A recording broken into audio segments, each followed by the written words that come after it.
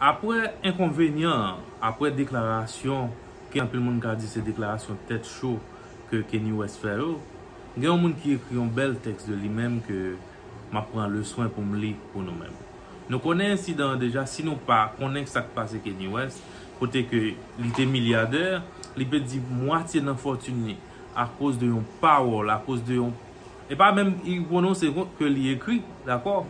Donc, parce qu'il dit pour l'attaquer juif, tout simplement, il est sanctionné et finalement, là, on dirait voulait attaquer vraiment, monsieur peut dire plus que moitié fortune. Peut-être ensemble ça, dans la communauté juive là, je pense que toute l'autre communauté doit copier dans un sens, il y a un pile côté positif là-dedans.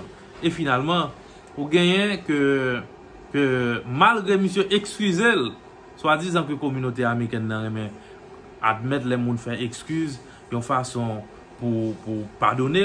Il ne pas pardonner pour déclaration ça. Monsieur franchi Hollywood, li rouge, il y a quelques bagages même sous fou, même sous dans la vie, bah pour pas jamais entrer dans le. Eh bien, mais comment texte là écrit? Texte a dit Kanye West est-il un génie du marketing ou un idiot avec trop d'argent? En 24 heures, le rappeur américain Kanye West a perdu son statut de milliardaire. 80% de ses contrats et tous ses moyens de communication ont été fermés. La raison de cette dégringolade est le fait qu'il aurait tenu des propos maladroits contre une certaine communauté, la communauté juive. Depuis le début du boycott de Kanye West, les avis sont partagés. Certains pensent qu'il s'agit d'une stratégie parfaitement orchestrée par Kanye pour se libérer de ses contrats. Est-ce qu'il y a un intérêt puis il a libéré de gros contrats ça autour? Et d'autres pensent qu'il a tout simplement perdu la tête, vu qu'il souffre de troubles bipolaires et de la personnalité depuis plusieurs années. Qu'en est-il réellement? Il n'a pas avancé. Déjà, il faut revenir sur le personnage Kanye West.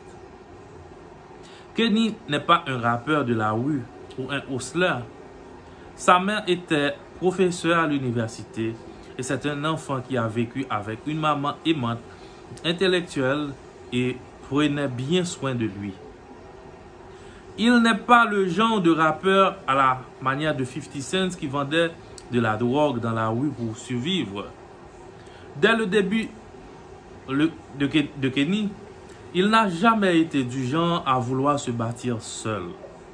Quand vous suivez le documentaire sur la vie et les débuts de Kanye, vous allez constater qu'il faisait la courbette auprès de toutes les maisons de disques des États-Unis pour avoir un contrat. C'est quelqu'un qui a toujours cru au système et non au fait de se construire seul. La majorité des rappeurs ont pour habitude de créer des petits albums studio dans leur garage ou leur chambre et de les vendre dans la rue avant de percer. Exemple 50 Cent. Ce n'était pas le cas de Kanye. Lui, il était plutôt du genre à penser aux connexions et qui lui faisait juste un parrain pour percer.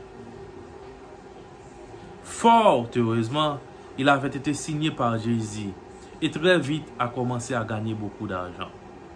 Au sommet de sa gloire, il lance sa marque de vêtements et signe son premier contrat avec Nike.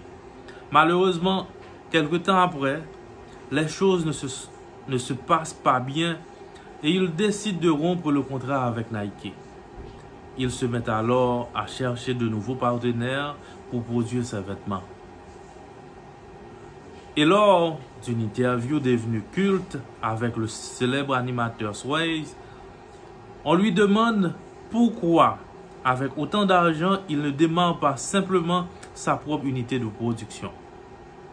Kanye répond, il ne peut pas et qu'il préfère travailler avec des marques déjà existantes. Beaucoup avaient vu cela comme un manque d'ambition de la part de Kanye, qui a toujours ce besoin d'être accompagné par des grands. Aujourd'hui, lâché par Adidas, Kanye a affirmé il y a quelques jours que Sway avait certainement raison, il aurait dû se lancer tout seul. Toutefois, Alors qu'il reconnaît qu'il devrait peut-être se bâtir seul, hier, après avoir été lâché par Adidas, il s'est rendu dans les locaux de Skechers pour essayer de rencontrer les patrons de la marque. Malheureusement, il a été reconduit à la porte tel un malpropre. Si réellement Kenny a une stratégie pour se développer seul, pourquoi fait-il à nouveau la courette auprès de grandes marques pour trouver un nouveau partenaire pour sa marque? Bref, que faut-il retenir de l'attitude de Kenny? Simple. Kenny n'est pas un entrepreneur, mais plutôt un investisseur. C'est quelqu'un qui a du mal à créer un système autour de lui, mais qui par contre sait très bien profiter des systèmes déjà existants. Il a donc les capacités pour être un très bon investisseur. C'est pourquoi il est l'un des rares milliardaires dans le hip-hop, mais en même temps, le fait qu'il n'ait pas les compétences en entrepreneuriat le condamne à toujours dépendre des autres. Est-ce mauvais ou bon? Chacun se fera un avis. Nous devons cependant retenir une chose. Avant d'investir, il est mieux de faire vos classes en entrepreneuriat. La plus grande fierté d'un homme d'affaires est de se dire que même si son monde s'effondre, il pourra tout reconstruire de zéro et revenir encore plus fort. Retenez ça. C'est la raison pour laquelle, quand j'entends des gens se dire qu'ils ont une bonne idée et qu'ils ont juste besoin de capitaux, ça me fait rigoler. Si je finance ton idée et que tu fais faillite, je suis sûr que tu ne sauras pas te relever car tu as toujours été un biberon. Mais si tu as déjà été sur le marché, même si tu ne fais pas de bénéfices, je suis sûr qu'en cas de faillite, tu auras le courage de te relever et commencer de zéro. Est-ce que tu comprends?